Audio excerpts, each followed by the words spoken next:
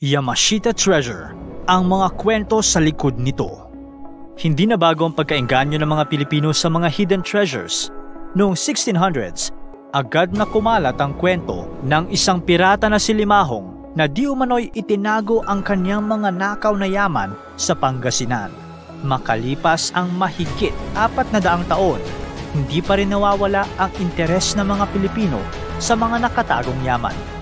Kaya noong 2001, pumatok sa mga tao ang pelikulang gawa ng sikat na direktor na si Chito Ronyo tungkol sa pinag-uusapang nakatagong yaman sa kasaysayan ng Pilipinas, ang Yamashita Treasure.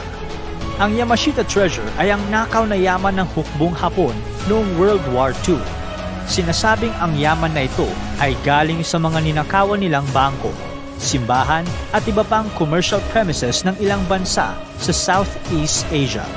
Mayroong lamang gold bars at iba pang precious stones ang yaman na ito at marami ang naniniwala na inilibing ito ng mga Hapon sa loob mismo ng Pilipinas.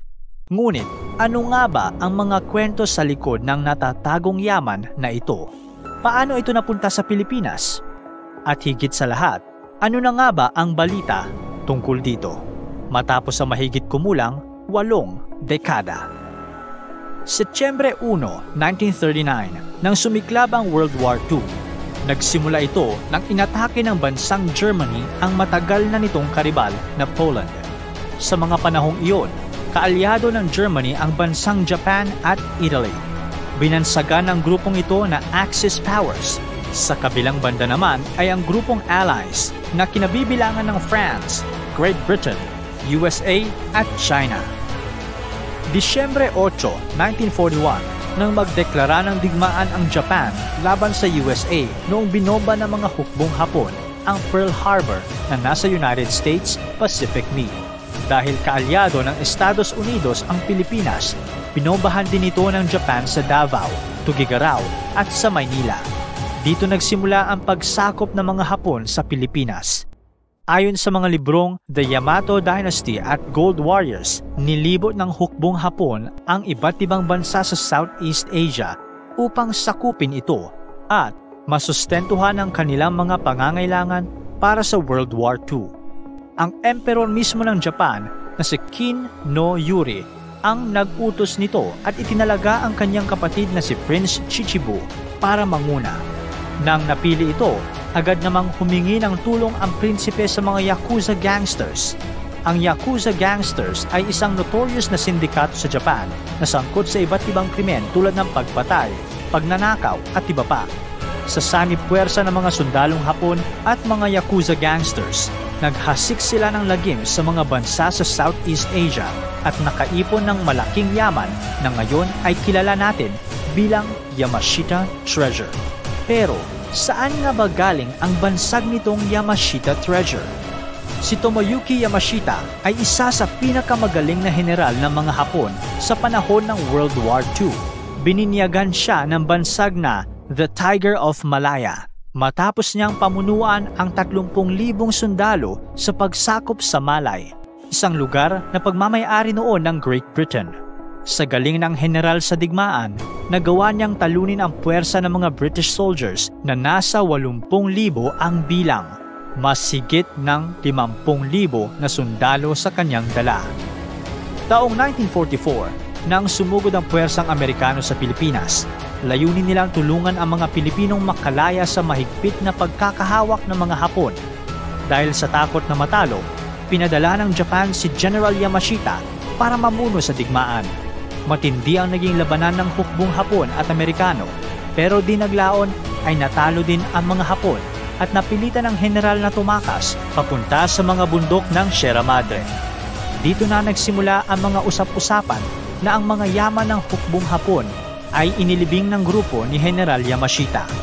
Ayon sa mga kwento, isang prinsipe sa pangalang Tsuneyoshi Takeda, isa sa mga pinuno ng hukbong Hapon na nasa Pilipinas, ang nagpagawa ng mga lagusan sa mga bundok ng Pilipinas para doon ilagay ang kanilang mga nakaw na yaman. Sinasabing ang mga gumawa ng mga lagusan at iba pang mga sundalong nakakita sa mga lagusan ay iniwang patay ng mga Hapon sa loob ng lagusan. para masiguro na ang prinsipe lamang at ang general ang may alam kung saan itinago ang Yamashita treasure. Kaya ang tanong, nahanap na nga ba ito? Nang kumalat ang usap-usapan tungkol sa Yamashita treasure, maraming treasure hunters galing sa iba't ibang sulok ng mundo ang pumunta sa Pilipinas para hanapin ang nakatagong yaman. Noong 1971, isang Filipino locksmith at treasure hunter sa pangalang Rogelio Rojas ang nagpresenta na nakita na daw ng grupo niya ang Yamashita treasure. Ayon sa mga kwento ni Rojas, meron siyang ginamit na mapa na bigay sa kanya ng anak ng isang dating sundalong Hapon. Tinulungan daw siya nitong i-translate ang mga nakasaad sa mapa at nahanap nila ito sa isang tunnel sa Baguio. Kabilang sa mga nahanap ni Rojas ay isang 3-foot golden Buddha at mga crates na may lamang gold bars. Nalaman din ng grupo ni Rojas na natatanggal ang ulo ng Buddha at sa loob nito ay nakahanap sila ng mahigit kumulang 1 toneladang ginto. Meron ding mga samurai swords at labi ng mga sundalong Hapon sa tabi ng nakatagong yaman. May balak ang grupo ni Rojas na ibenta ang mga nahanap na yaman at agad silang nakahanap ng prospective buyers. Pero hindi ito natuloy. Ayon sa The Japan Times, noong nalaman ni Presidente Marcos ang nasabing pagkahanap sa Yamashita treasure, iniutos niya ang pag-aresto kay Rojas upang makuha ang mga nahanap na yaman. Nakulong si Rojas ng 2 taon. Pagkatapos makalaya ni Rojas sa bilangguan, agad niyang sinampahan ng kaso ang mga Marcos. Itinakda ang paglilitis noong May 25, 1993 sa Hawaiian State Court. Subalit, 1 araw bago lumipad si Rojas papuntang Hawaii, namatay siya sa edad na 50. Noong July 19, nagdesisyon ng mga hurado laban sa mga Marcos at iniutos na bayaran ng pamilya ni Rojas ng $22 billion, ang pinakamalaking hatol sa kasaysayan ng US legal history.